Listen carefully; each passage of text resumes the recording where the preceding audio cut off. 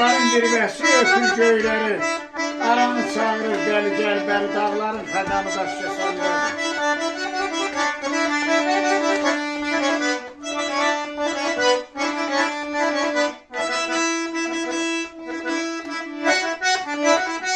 Dar günə düşənin müşkül gərəyi, Pərvanın odlara necə yandığı, birinin əzbəri deyvandığı, Emir Məhərrəmin arxalandığı, Huzanı qalı Daşkəsəndədir.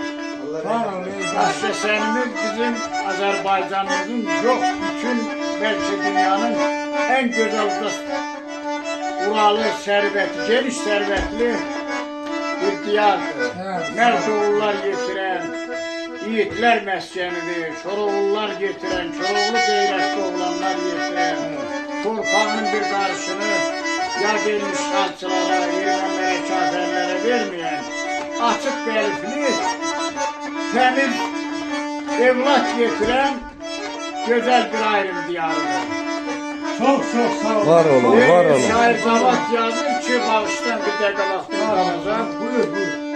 Tarixlər banisi elimin sərrafına ayrım demək qəhrəmanlar adıdır.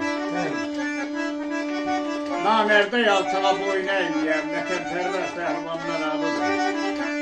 Nadir şahla vuruşub dağlara çıxan, işğalçı düşmənə qəhrilə baxan, qılıçlar oynadan qalxanlar taxan şir qəhrili pəhlivanlar adıdır. Qaz verməyən sultanlara, xanlara, yol verməyən axanlı haqqanlara, tamahdan ötərin ev yıxanlara sürüş sevər, mərd insanlar adıdır. Bəzin alçaq, ayrım deyə gülüşür, lasın qinağında baygın ulaşır.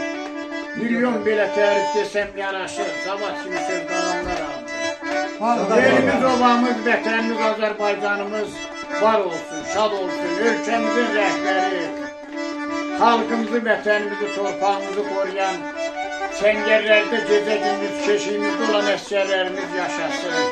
Bu vətən, bu torpaq uğrunda bugünkü günü bu azadlığı bizə verən, şəhidlərimizin ruhu qarşısında baş əyirəm.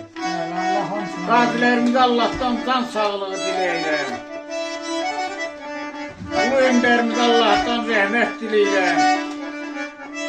Ölkəmizin gözəl prezidenti, şəxsiyyətinə, dünya bərabərliyi oğluna İlham Əliyevə təşəkkür edirəm. Sağ olun, var olun. Bu günü bizə bəxş eyləyən göydə böyük Allah'ıma mən minnətdaram.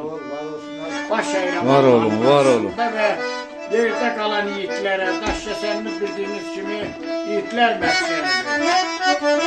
Koroğlu qeyrətli, Nəbi qeyrətli, baxırsan, bax o görünən dağlar, Göçdə dağları, Göçdə mahalımızın dağları. Burada durmaq nə qədər desə, birinci, ikinci dünya müharibələrimiz geçdi, müharibələr geçdi, bizim bu kənd böyük ola, nə qorxmadı, çəkinmədi, nə üşünmədi.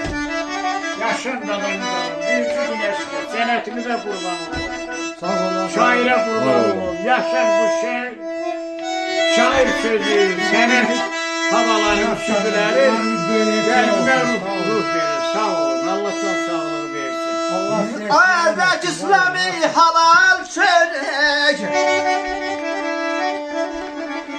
Azak İslami halal çörek, yemen için yatın çeken, yatın çeken, yatın çeken.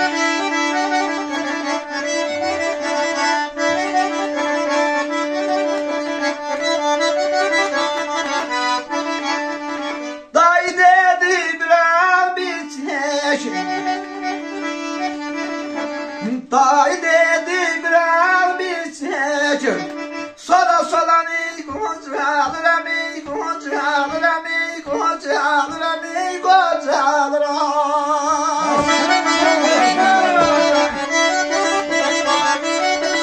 Eşk olsun vətənimin iyi oğlanlarına ya.